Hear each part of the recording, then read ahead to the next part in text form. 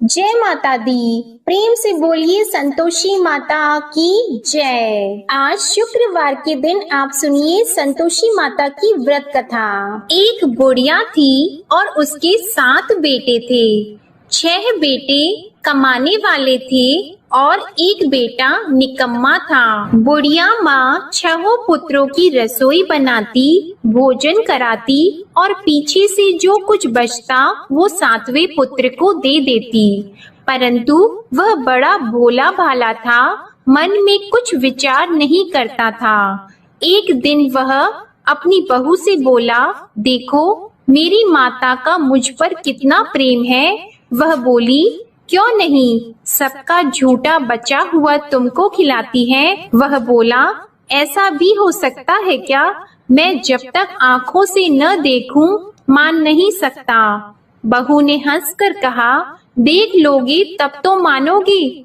कुछ दिन बाद बड़ा त्योहार आया। घर में 7 प्रकार के भोजन और चूरमा के लड्डू बने। वह जांचने को सर के दर्द का बहाना कर पतला कपड़ा सिर पर ओढ़कर रसोई घर में सो गया और कपड़े में से सब देखता रहा। 6 भाई भोजन करने आए। उसने देखा माँ ने उनके लिए सुंदर सुंदर आसन बिछाए, 7 प्रकार की रसोई परोसी। वह आग्रह करके जिमाती रही, वह देखता रहा। 6 भाई भोजन कर उठे, तब माँ ने उनकी झूठी थालियों में से लड्डुओं के टुकड़ों को उठाया और एक लड्डू बनाया। झूठन साफ करके बुढ़िया माँ ने पुकारा, उठ बेटा, 6 भाई भोजन कर गए, अब तू ही बेटा बाकी है, उठ और तू कब खाएगा? वह कहने लगा, माँ मुझे भोजन नहीं करना, मैं परदेश जा रहा हूँ। माता ने कहा, कल जाता तो आज ही जा। वह बोला, हाँ हाँ आज ही जा रहा हूँ। यह कहकर वह घर से निकल गया। चलते समय उसे बहू की याद आई। वह गौशाला में कंडे थाप रही थी। वह उसे जाकर बोला कि मेरे पास तो कुछ नहीं है, यह अंगूठी है, सो ले लो और अपनी कुछ निशानी मुझे दे दो। वह बोली कि मेरे पास क्या है, यह गोबर भरा हाथ है। यह कहकर उसकी पीठ में गोबर के हाथ की थाप मार दी और वह चल दिया। चलते चलते दूर देश में पहुंचा। वहां पर एक साहूकार की दुकान थी। वहां जाकर बोला, भाई मुझे नौकरी पर रख लो। साहूकार को नौकर की जरूरत थी। साहूकार उससे बोला, तू नौकरी पर रह जा। लड़के ने पूछा, तनख्वाह क्या रहेगी? साहूकार ने कहा, काम देखकर दाम मिलेंगे। साहूकार की नौकरी मिल गई। वह सवेरे 6 बजे से रात्रि 12 बजे तक नौकरी करने लगा। कुछ दिनों में दुकान का लेन देन, हिसाब किताब, ग्राहकों को माल बेचना, सारा काम करने लगा। साहूकार के 7-8 नौकर थे। वे सब चक्कर खाने लगे कि यह नया नौकर बहुत होशियार बन गया है। सेठ ने भी काम देखा और 3 महीने के अंदर ही उसे मुनाफे का साझीदार बना लिया।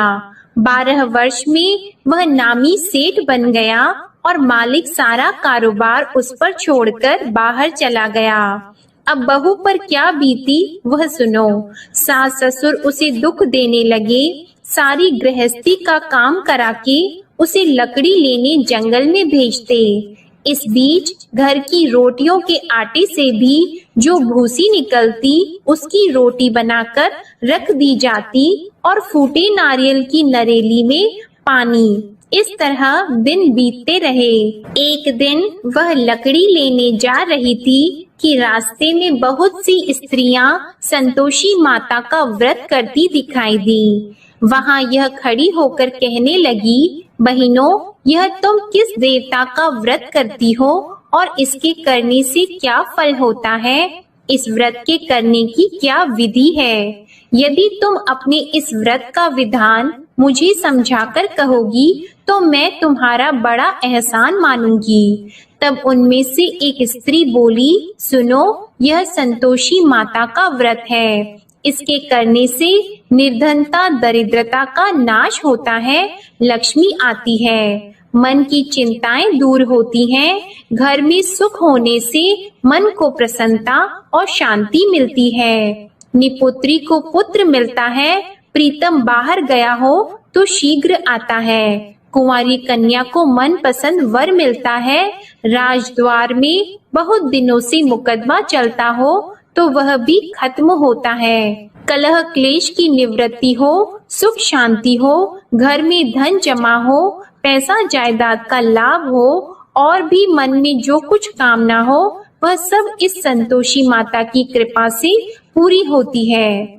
स्त्री कहने लगी, 1.25 आने का गुड़ चना लेना, इच्छा हो तो 5.25 आने का लेना या 1.25 रुपए का भी, सहूलियत के अनुसार ही लेना, बिना परेशानी श्रद्धा और प्रेम से जितना भी बन सके सवाया लेना। 5.25 पैसे से 5.25 आने तथा इससे भी ज्यादा शक्ति और भक्ति के अनुसार ले लेना। हर शुक्रवार को निराहार रहकर कथा कहना और सुनना। इसके बीच क्रम टूटे नहीं, लगातार नियम पालन करते रहना। सुनने वाला कोई न मिले तो घी का दीपक जलाकर उसके आगे जल के पात्र को रखकर कथा कहना, परंतु नियम न टूटे। जब तक कार्य सिद्ध न हो, नियम पालन करना और कार्य सिद्ध हो जाने पर व्रत का उद्यापन करना। 3 मास में माता फल पूरा करती है। यदि किसी के खोटे ग्रह हो तो भी माता 1 वर्ष में अवश्य कार्य सिद्ध करती हैं। कार्य सिद्ध होने पर ही उद्यापन करना चाहिए, बीच में नहीं करना चाहिए। उद्यापन में 2.5 सेर आटे का खाजा तथा इसी अनुसार से खीर तथा चने का साग बनाना। 8 लड़कों को भोजन कराना। जहाँ तक मिले देवर, जेठ, भाई, बंधु, कुटुंब के लड़के लेना।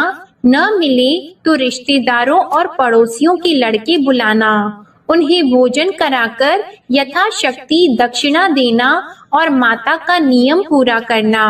उस दिन घर में कोई खटाई नहीं बनाना। यह सब सुनकर बुढ़िया की बहू वहाँ से चल दी। रास्ते में लकड़ी के बोझ को बेच दिया और उन पैसों से गुड़ चना लेकर माता के व्रत की तैयारी करने लगी।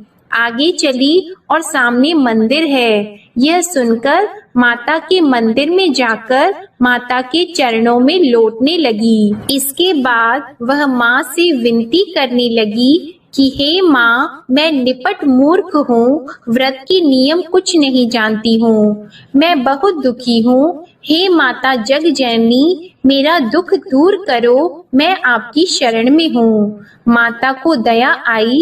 एक शुक्रवार बीता कि दूसरे शुक्रवार को ही इसके पति का पत्र आया और तीसरे को उसका भेजा हुआ पैसा भी आ पहुँचा। यह देखकर जेठानी मुंह सिकोड़ने लगी। इतने दिनों में इतना पैसा आया, इसमें क्या बढ़ाव है। लड़के ताने देने लगे कि काकी के पास अब पत्र आने लगे, रुपए आने लगा, अब तो काकी की खातिर बढ़ जाएगी, अब तो काकी बुलाने से भी नहीं बोलेगी। बेचारी सरलता से यह कहती है कि भैया पत्र आएगा, रुपए आएंगे तो हम सबके लिए अच्छा है। ऐसा कहकर आंखों में आंसू भरकर संतोषी माता के मंदिर में आकर मातेश्वरी के चरणों में गिरकर रोने लगी। माँ, मैंने तुमसे पैसा नहीं मांगा, मुझे पैसे से क्या काम है, मुझे तो अपनी सुहाग से काम है, मैं तो अपने स्वामी की दर्शन और सेवा मांगती हूँ।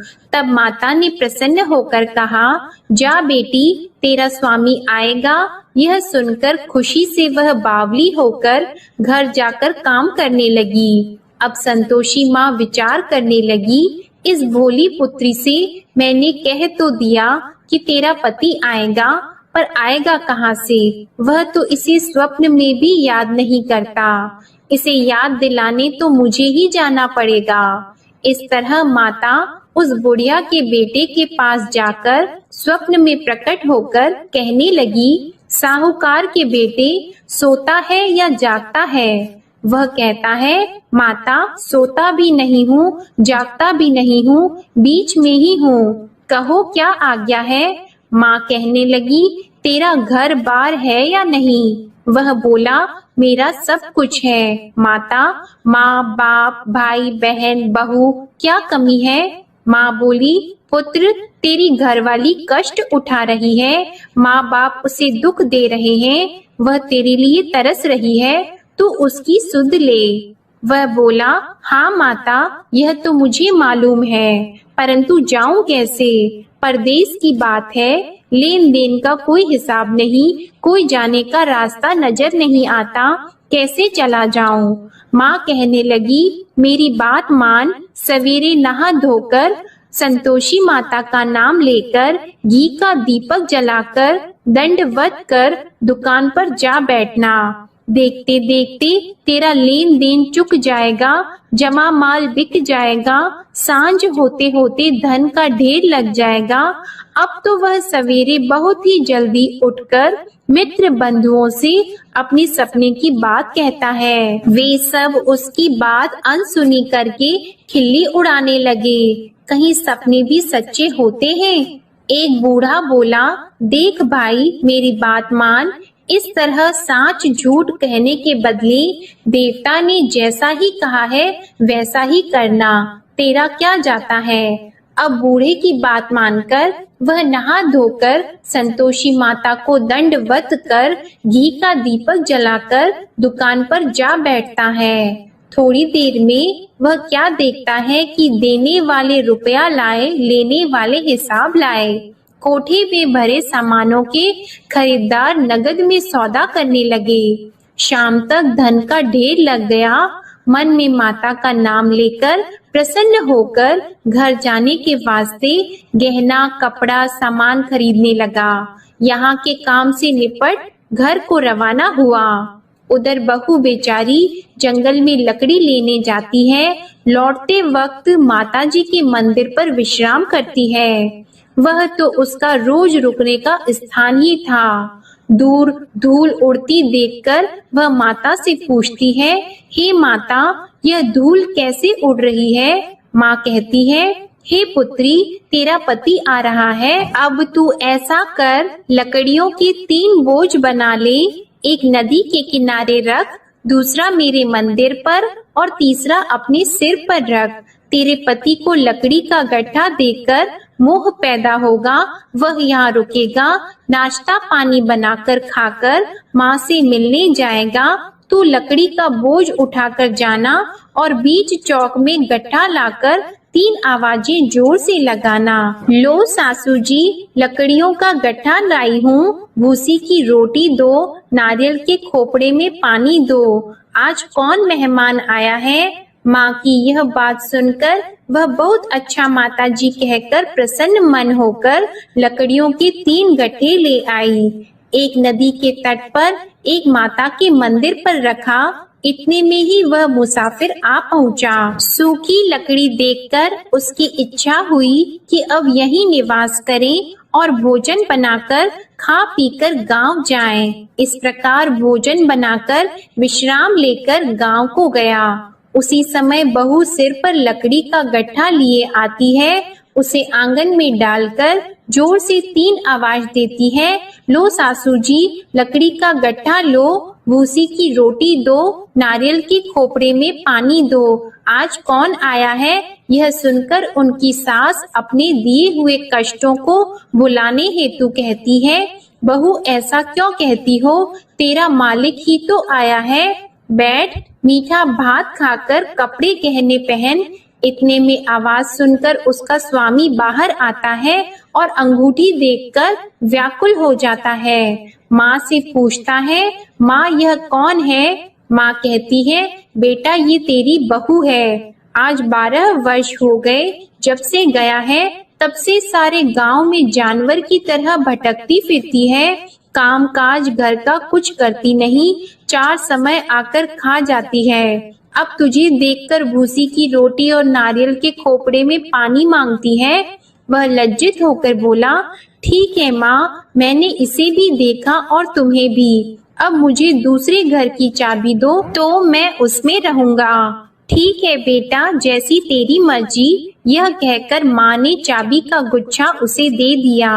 उसने लेकर दूसरे कमरे को खोलकर सारा सामान जमाया और एक दिन में ही वहां राजा के महल जैसा ठाट बाट बन गया। अब क्या था, वह सुख भोगने लगी। इतने में अगला शुक्रवार आया। उसने अपने पति से कहा, मुझे माता का उद्यापन करना है। उसका पति बोला, बहुत अच्छा, कर लो, अपनी खुशी से यह भी कर लो। तुरंत ही वह उद्यापन की तैयारी करने लगी। जेठ के लड़के को भोजन के लिए कहने लगी। उसने मंजूर किया, परंतु पीछे जेठानी अपने बच्चों को सिखाती है, देखो भोजन के समय सब लोग खटाई मांगना, जिससे इसका उद्यापन पूरा ना हो। लड़के खाना खाने आए, खीर पेट भरकर खाई, परंतु बात याद आते ही कहने लगे, हमें कुछ खटाई खाने को दो। खीर खाना हमें भाता नहीं, यह देखकर अरुचि होती है। बहू कहने लगी, खटाई किसी को नहीं दी जाएगी, यह तो संतोषी माता का प्रसाद है। लड़के उठकर खड़े हुए और बोले, पैसे लाओ। भोली बहू कुछ जानती नहीं थी, सो उन्हें पैसे दे दिए। लड़के उसी समय उठकर इमली लेकर खाने लगे। यह देखकर बहू पर माता ने कोप किया। राजा के दूत उसके पति को पकड़कर ले गए और जेठ जेठानी मन माने खोटे वचन कहने लगे। लूट लूट कर धन इकट्ठा कर लाया था, सो राजा के दूत उसे पकड़कर ले गए हैं। अब सब मालूम हो जाएगा जब जेल की रोटी खाएगा। बहू से यह वचन सहन नहीं हुआ। रोती रोती माता के मंदिर में गई और बोली, हे माता, तुमने यह क्या किया?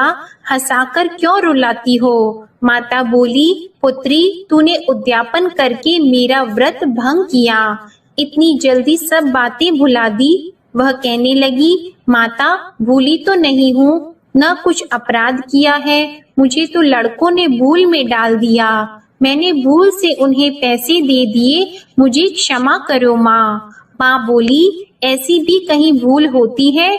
वह बोली, माँ मुझे माफ कर दो, मैं फिर तुम्हारा उद्यापन करूंगी। माँ बोली, अब भूल मत करना। वह बोली, अब भूल नहीं होगी माता, अब बताओ वे कैसे आएंगे? माँ बोली, जा पुत्री, तेरा मालिक तुझे रास्ते में ही आता मिलेगा। वह निकली, रास्ते में पति आता मिला तो उसने पूछा, तुम कहाँ गए थे? वह कहने लगा, इतना धन जो कमाया है उसका टैक्स राजा ने मांगा था, वह भरने गया था। वह प्रसन्न होकर बोली, अच्छा हुआ, अब घर चलो।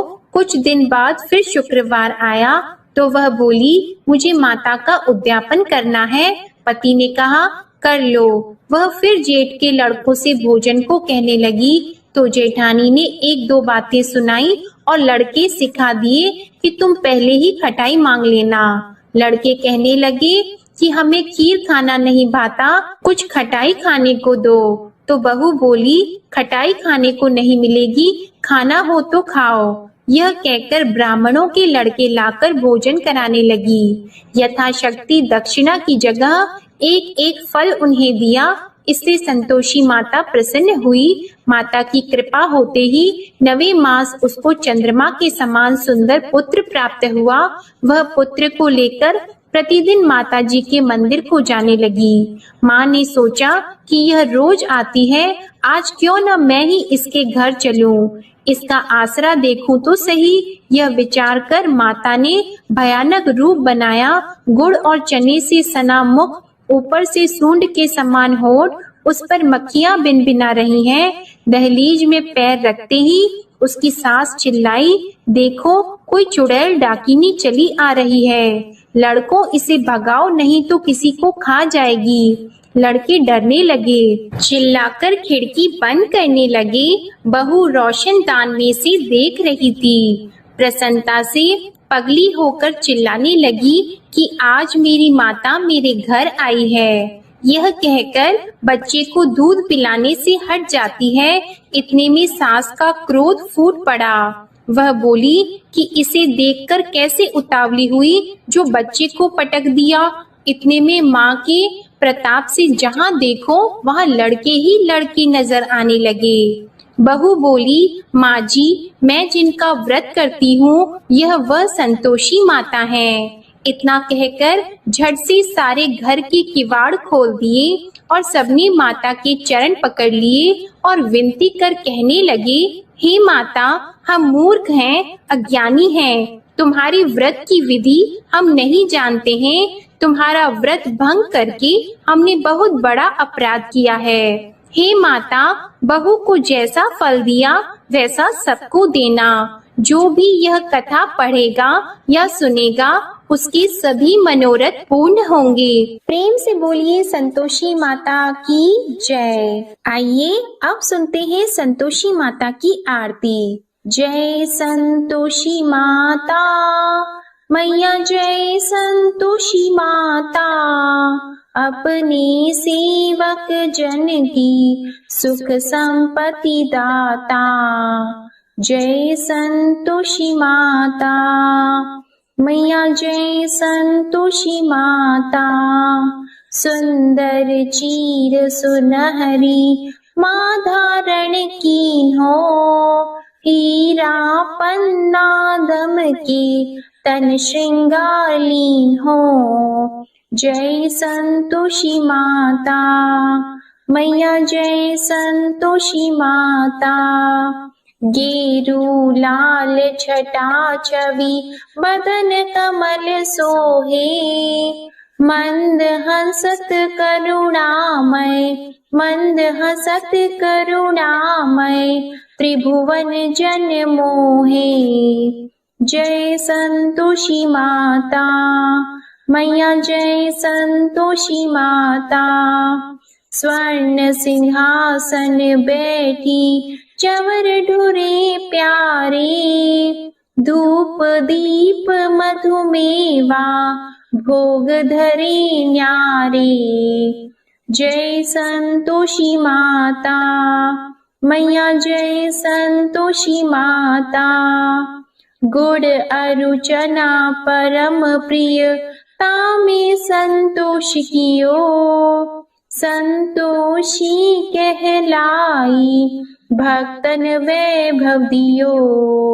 जय संतोषी माता मैया, जय संतोषी माता, शुक्रवार प्रिय मानत आज दिवस सोही, भक्त मंडली छाई कथा सुनत मोही। जय संतोषी माता मैया, जय संतोषी माता, मंदिर जगमग ज्योति मंगल ध्वनि छाई, विनय करे हम बालक चरणन सिर नाई। जय संतोषी माता मैया, जय संतोषी माता, भक्ति भावमय पूजा अंगीकृत कीजिए, जो मन बसे हमारी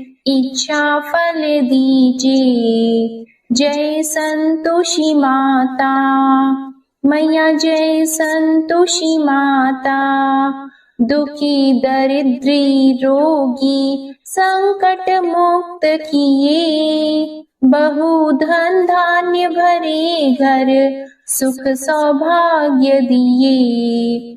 जय संतोषी माता मैया, जय संतोषी माता, ध्यान धरियो जिस जन ने मन वांछित फल पायो, पूजा कथा श्रवण कर घर आनंद आयो। जय संतोषी माता मैया, जय संतोषी माता, शरण गहे की लज्जा राखियो जगदम्बे, संकट तू ही निवारे दयामयी अम्बे।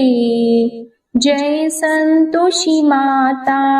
मैया जय संतोषी माता।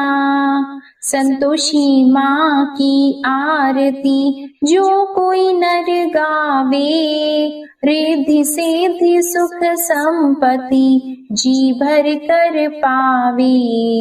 जय संतोषी माता। मैया जय संतोषी माता। जय संतोषी माता। प्रेम से बोलिए संतोषी माता की जय। आपको आज की कथा पसंद आए तो वीडियो को लाइक करके चैनल को जरूर सब्सक्राइब करिएगा और कमेंट में संतोषी माता की जय भी जरूर लिखिएगा। इसी के साथ आज आप हमारे चैनल पर वैशाख मास महात्म्य की कथा और शुक्र प्रदोष की व्रत कथा भी जरूर सुनिएगा। प्रेम से बोलिए संतोषी माता की जय।